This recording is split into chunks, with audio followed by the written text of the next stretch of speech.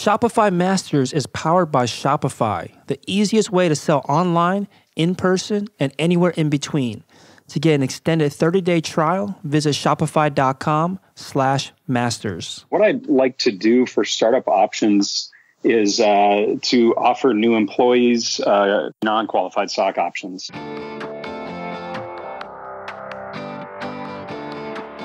Hey, my name is Felix, and I'm the host of Shopify Masters. Each and every week, we learn the keys to success from e-commerce experts and entrepreneurs like you.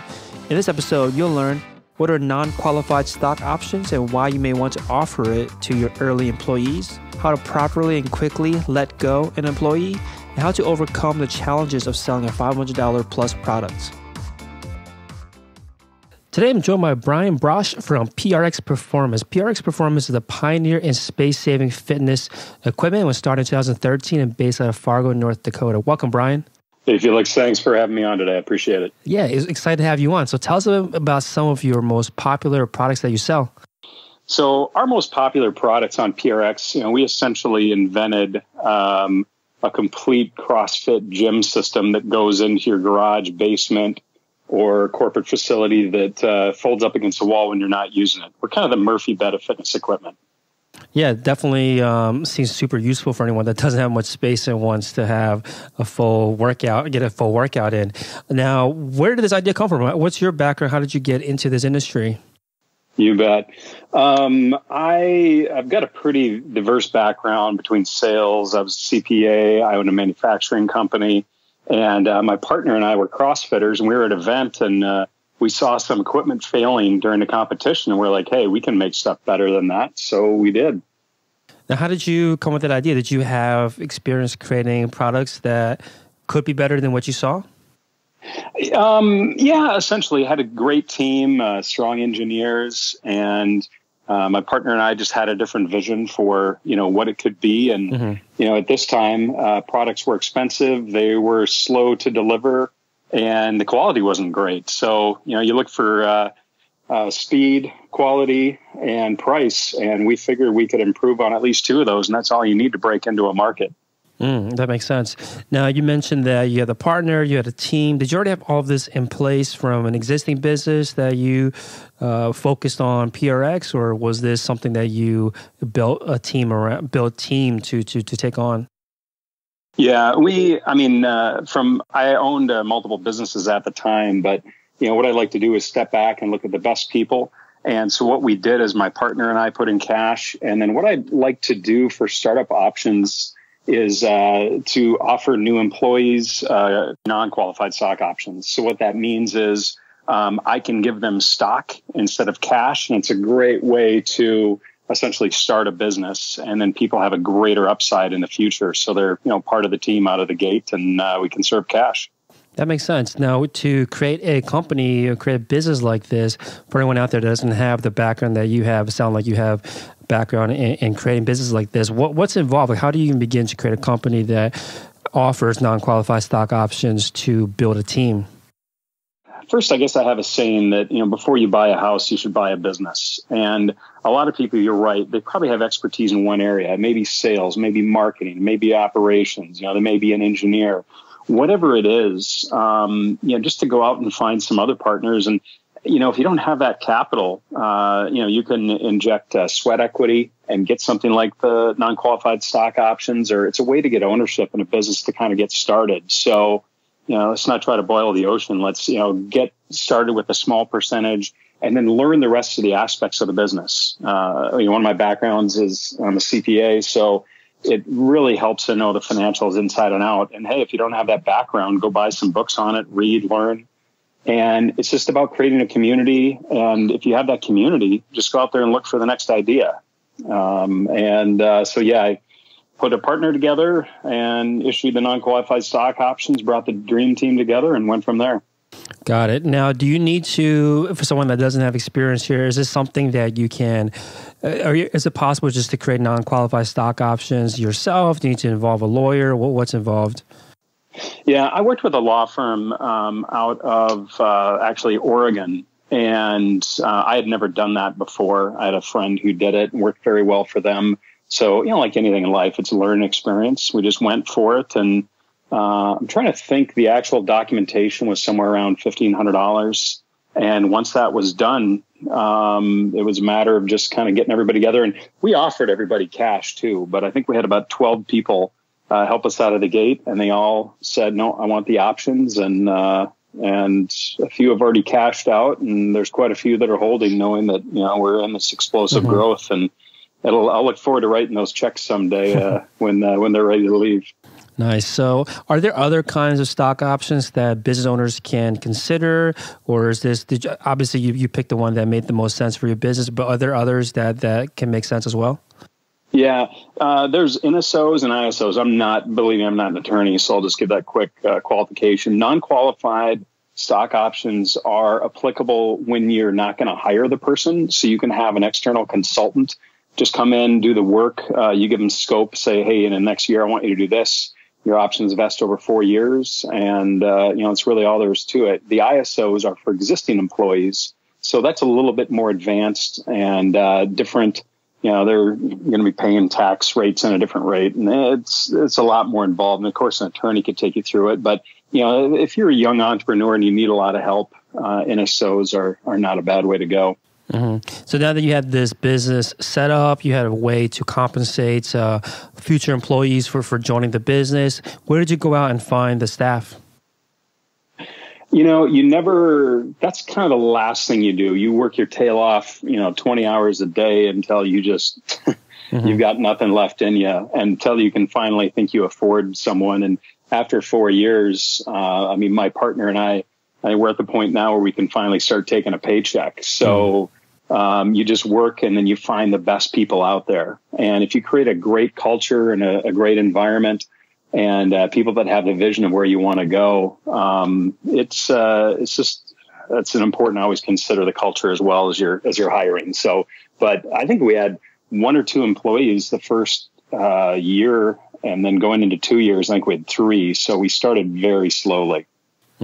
Now, culture and environment, these are intangibles, right, that make a big difference in attracting the best kind of talent that you can't always just pay outright money for. What is the approach that you take to making sure that you have a company that has a great culture and has a great work environment? Yeah, it just comes down to people. And, they say hire slow and fire fast. And every single person in my company is just amazing. Once you get a few good people in there and you start to create some new fun work areas and, create a big beanbag area and, hey, this is where we think, go ahead and, just support them in whatever their ideas are and enable them to make decisions on their own. And, just some key management styles. Also, our recruiting, I think we do something that a lot of other people don't, is that we always start at our local CrossFit gyms. And I know this isn't right for every business, but you start off by getting people who are dedicated, not afraid to work their tails off. They always have, and CrossFitters, they're into nutrition, they're into health and fitness and growing personally and professionally.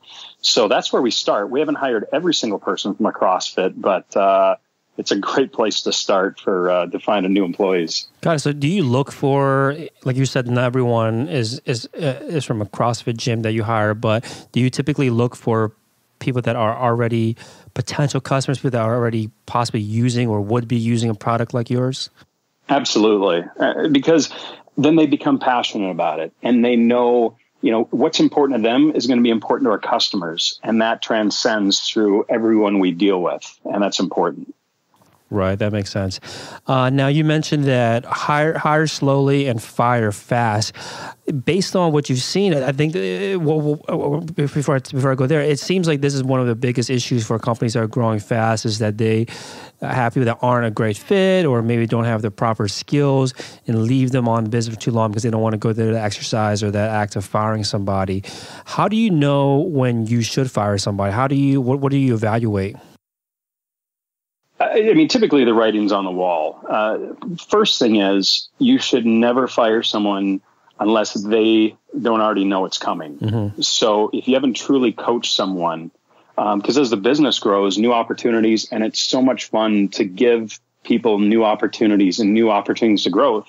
But if someone's there and they're stagnant and they don't like maybe where the company's going, or they don't feel comfortable growing with the company, or they don't like change, then, it's an opportunity to, I've always heard the term, promote them outside the company.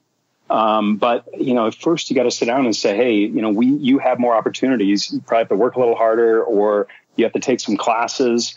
Are you willing to do that? Because this is what we need to keep this, or fill this new position, or this new position that, your position's growing into. So as long as they know and they've had the chance, and they've been, counseled, and that's the important part, is to always be working with them closely. Now, earlier you mentioned 3 factors that you can compete in. I think it was speed, quality, and price. Were those the 3? Correct. Better, faster, cheaper. Got it. Now, how did you decide which ones to focus on first? Well, typically when you come into a market, and on a side note, I'm actually, when you look at the businesses, they're the better, faster, cheaper. Hopefully you think you can hit all 3, because I guarantee you're going to forget about something, or you're not prepared for anything, no matter how much planning, and something's going to miss. And you have to have 2 if you're going to be successful. So shoot for all 3. And you know what? If you get all 3, then raise your price. Because if you have quality, then you should be charging people for it. That makes sense. So do you try to hit all 3 right from the get-go? Do you try to focus your attention on one of the 3 at first? Like, what's your approach? Hit all 3.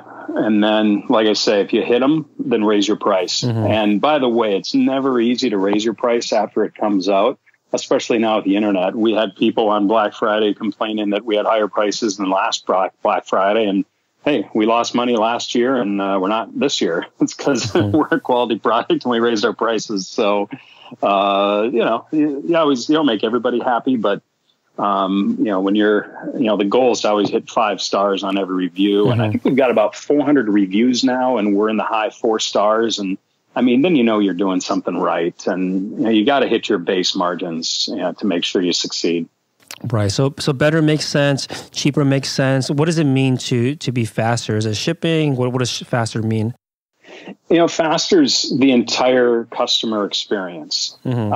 It's anywhere from how fast you respond to them on social media, how fast you can answer the phone and get back to them and help them place the order, how fast you can ship, and then what's your next follow-up step. So it's the whole customer cycle and experience.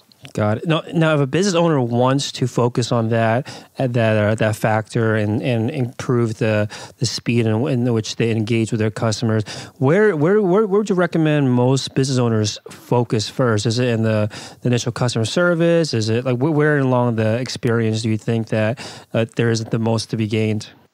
Yeah, absolutely. Customer service. Because when you start a business, they say you should talk to about 200 people before you release a product. Hey, what do you think of this? Would you use this? What's the competition? And then here's what we have against them. Do you agree with that? Would you pay this price point? And then even though you think it's the best thing in the world, your customer and your prospects need to think that. So once you listen to them, talk to them, go to trade shows, and the owners need to be out there doing that piece of it so they can fine tune it and get it right as fast as possible. Got it. Okay, now going to the other 2 factors, better and cheaper, I'm assuming this comes down to the technology, the manufacturing, the distribution.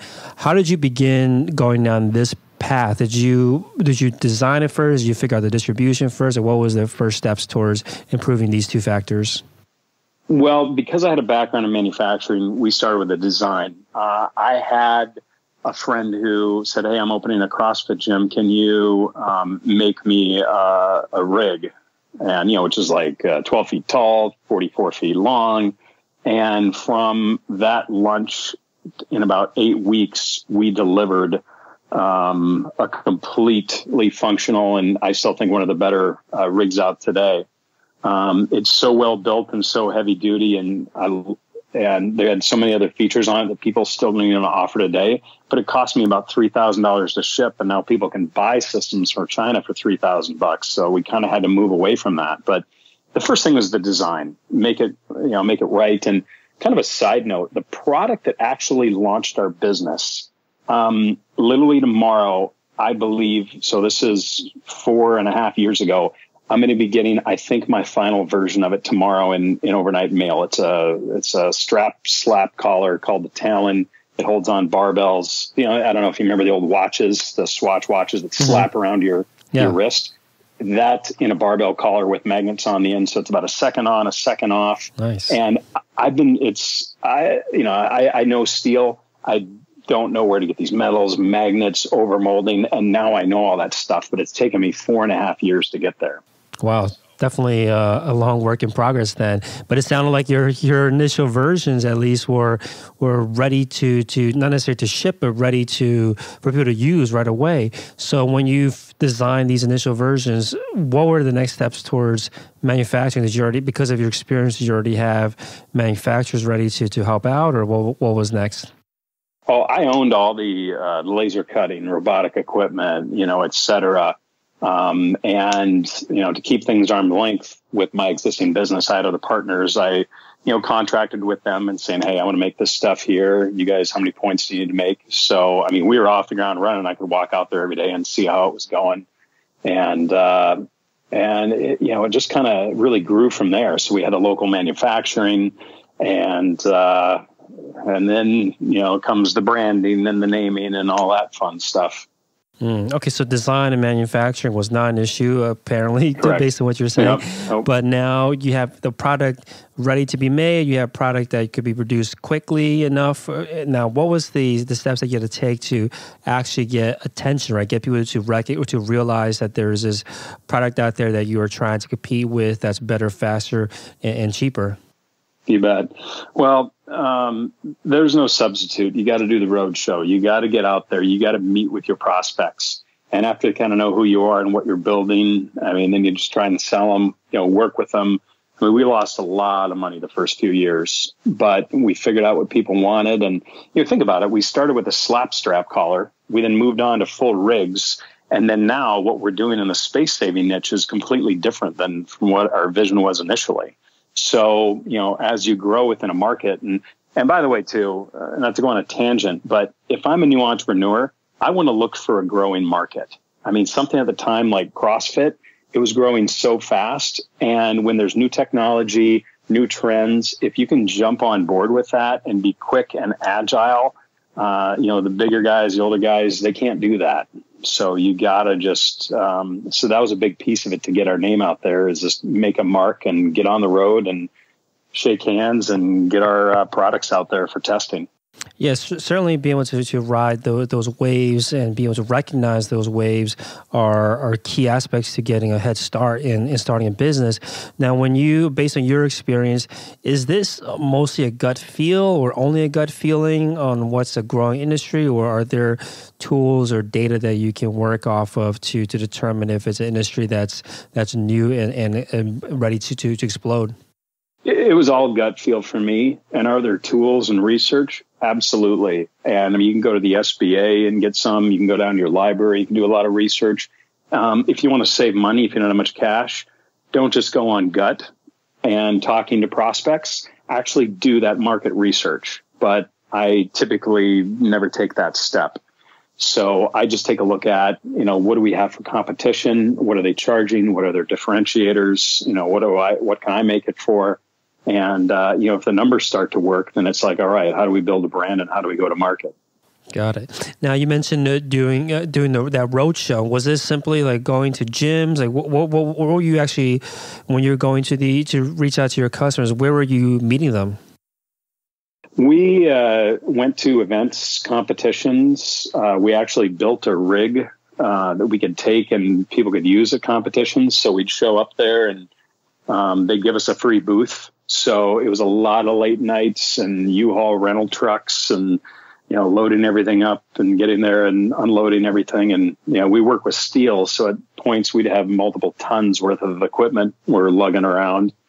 But that's how you get in front of everybody, learn, grow, get some sales, build a reputation. And, if I can emphasize one thing, don't start too fast. Make sure your product is very mature and that you're going to get 5 stars every time somebody gives that rating. Don't take care of the customer right out of the gate. And if you have to lose money on a sale, but keep a customer happy, do it. And once you once you had this product ready to go, I want to talk about distribution because you're selling products. I'm looking here; they've got to be. I'm sure they're not as heavy as what you're competing against, but they're still pretty heavy. They're pretty large things to ship. How do you package and ship products like this? Well, when we were packaging our rigs, we were building from scratch 13-foot pallets and covering it and protecting it every way we could, and stuff always gets damaged in shipments. So it's a learning experience. And we used to do everything LTL, or in other words, less than truck weight, truckload. So on, large semis, and now we use FedEx. We're shipping hundreds of orders a day, and FedEx is sending multiple trucks to our door every day. So it's we've really changed the way we ship. And what kind of unique challenges do you run into when the products that you are selling are large and heavy? I guess my background in automotive, I'm kind of used to shipping that stuff. Yeah, just your typical packaging, lifting, having the right equipment, forklifts, safety training. The nice thing is they typically rarely run off once you leave them on a customer's doorstep because people are expecting to grab a quick box. So it's pretty rare that our stuff, we'll get our chargebacks, but it's less than 1%. So it's not a huge deal. That's really it, other than we used to ship full gyms to places and we'd say, all right, make sure there's 10 people there when it shows up. And we'd be very careful and coordinate with the trucking companies. But it's just about that customer service, whether you're heavy or light, just making sure the customer's expectations are met and nothing kind of weird happens along the way. Any lessons learned or any tips on how you can decrease costs when you are shipping?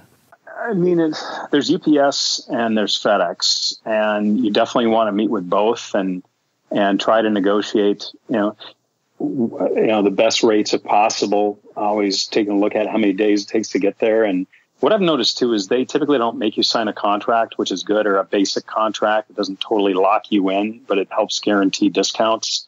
But some LTL guys love to lock you into contracts, and I just refuse to sign an LTL contract for the bigger deals. It just never makes sense. There's so many companies out there willing to give you great rates if you look hard enough.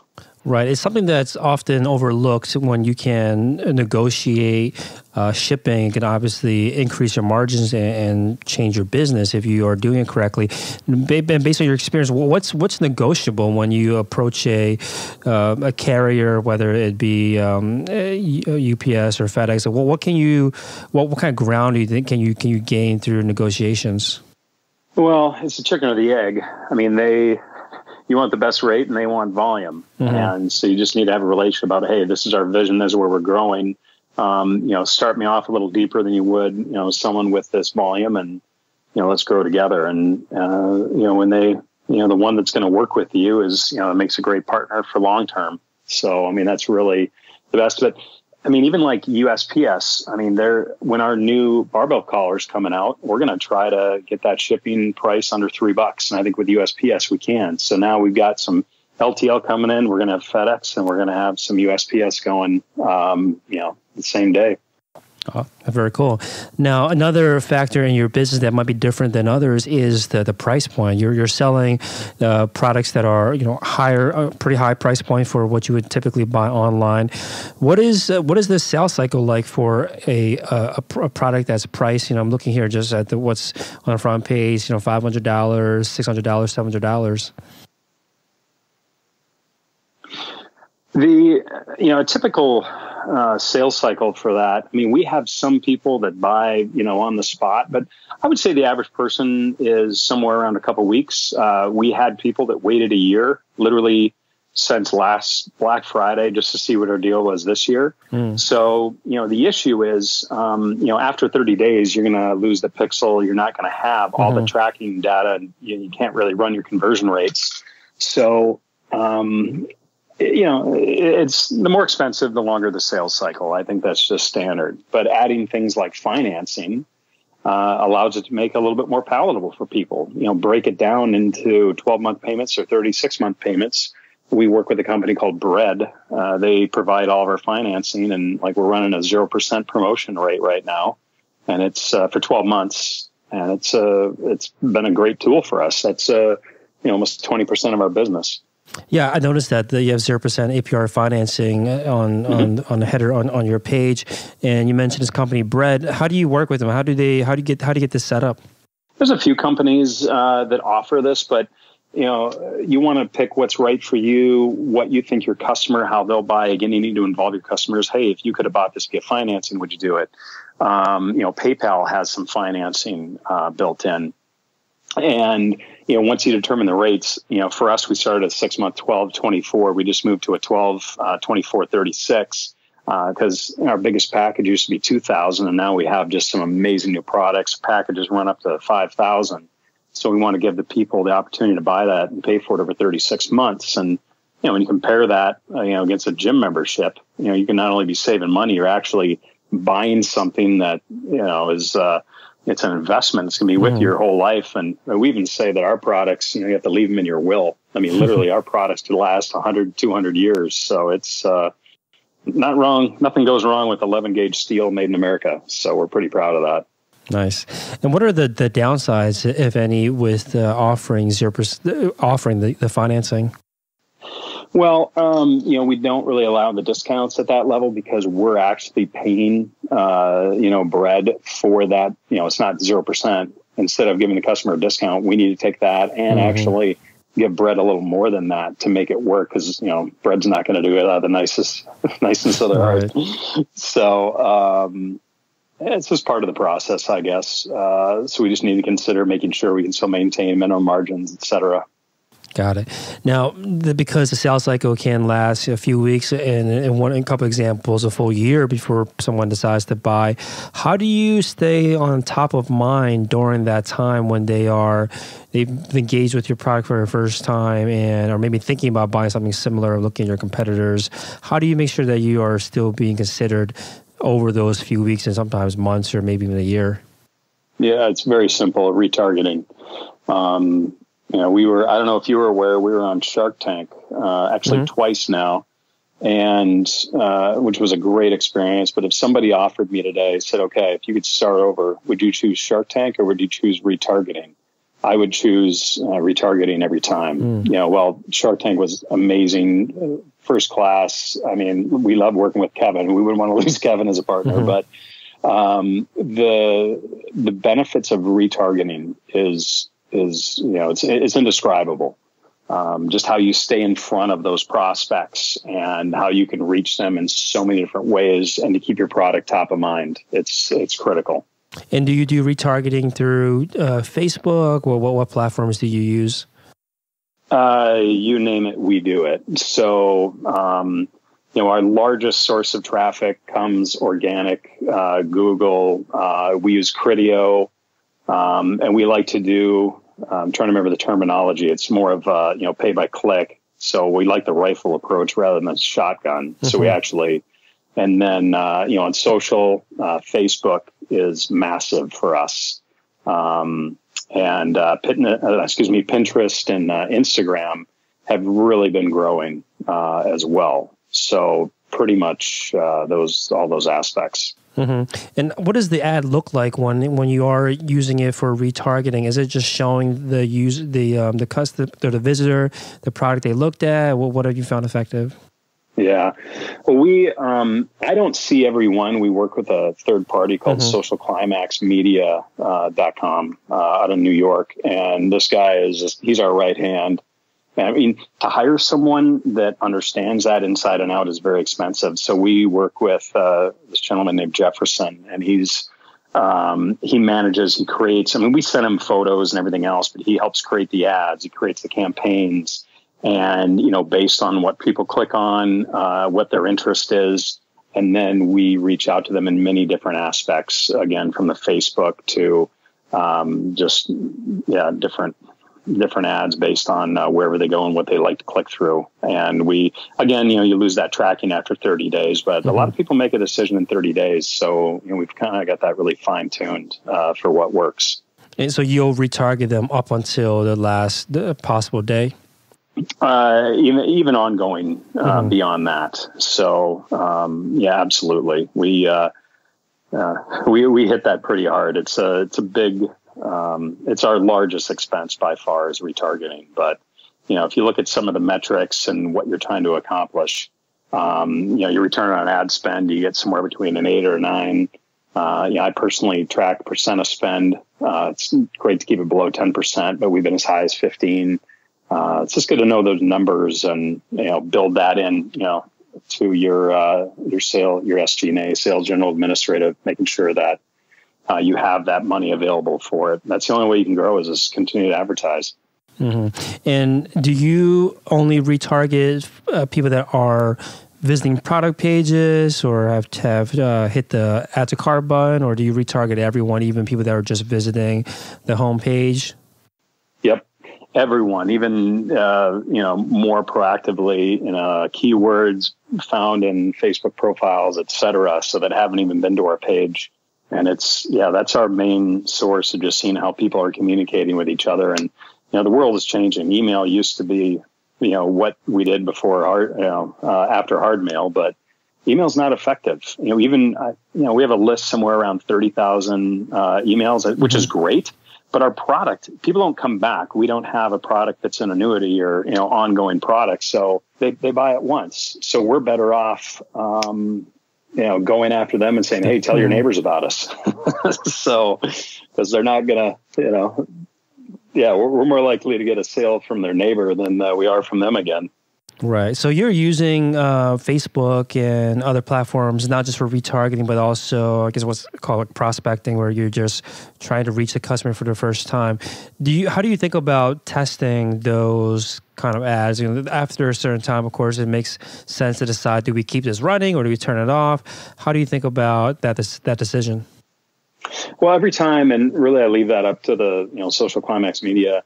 What they do is, so every time we run a campaign, they'll create a couple different versions of it, different wording, different photos, and then we'll also hit different demographics and then interchange those. So we'll just keep hitting it different ways. And then eventually, we find out what works or, what has the highest return. And then, it allows us to fine tune the next one.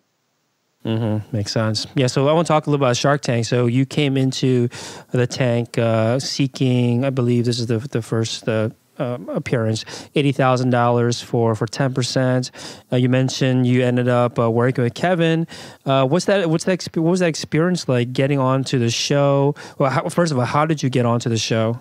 My partner emailed me and said, hey, should we be on Shark Tank? The auditions are in Miami a day before we're going to be at this trade show.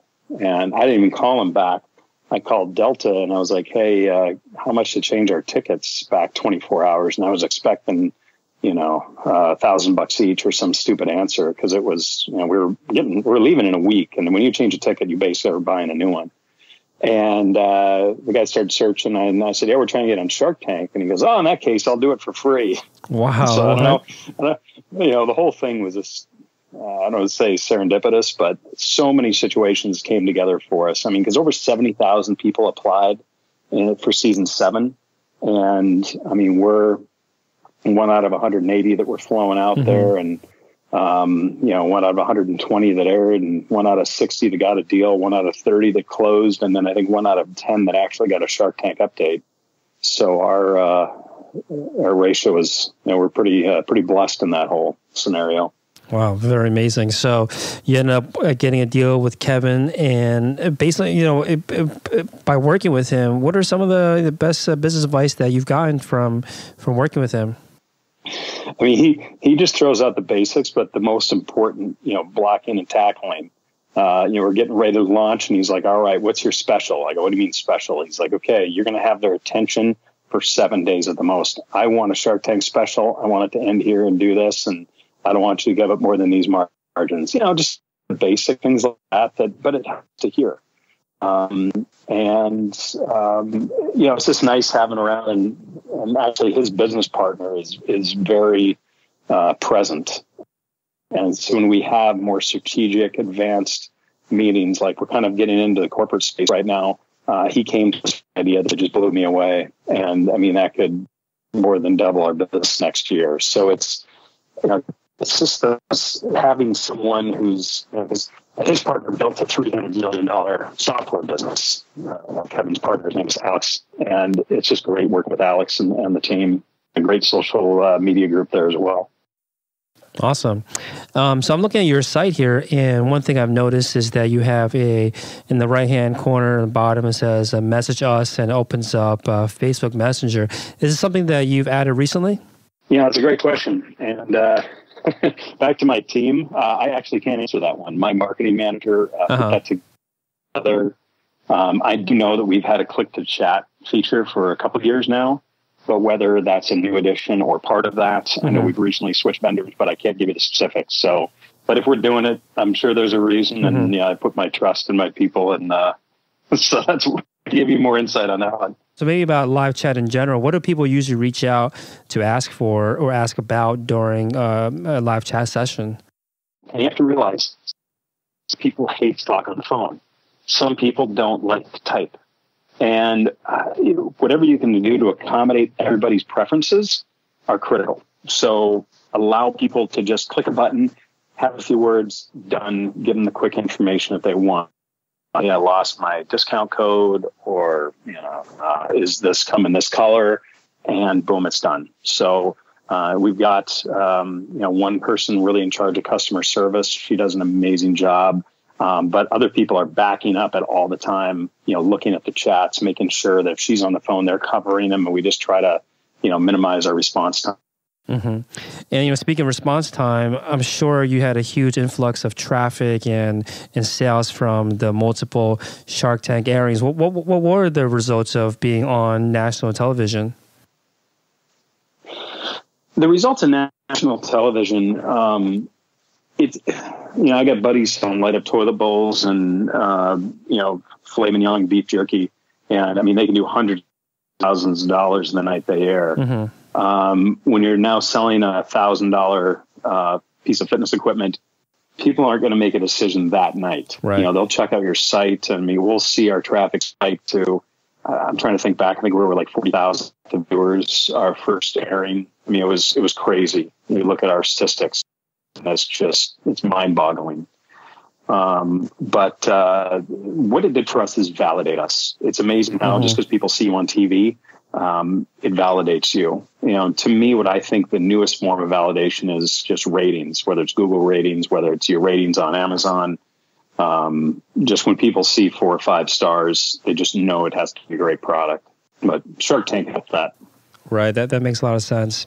So nowadays, with the Facebook running and everything, are there other avenues that you're focused on, other marketplace, or sorry, not marketplace, other marketing platforms that you guys are exploring and testing for the first time? I mean, we're getting more, I mentioned earlier, we're getting more into the Pinterest and Instagram, and, we use Hootsuite, and so that way everything is much more coordinated, if you will. So that's, mainly, I guess, what we're doing on the marketing aspect of it. Got it. So Hootsuite, are there any other tools or apps, whether they be for marketing or just general business administration that you guys rely on to help run the business? Yeah, absolutely. We QuickBooks, we have some inventory plugins, that are important. What else? We use Basecamp for project management. We use Pipedrive to manage the larger corporate accounts. I mean, B2C, you typically don't need a CRM solution, but in more into schools, government, corporate. So it's important that you kind of manage those relationships. So having something like Pipedrive is critical.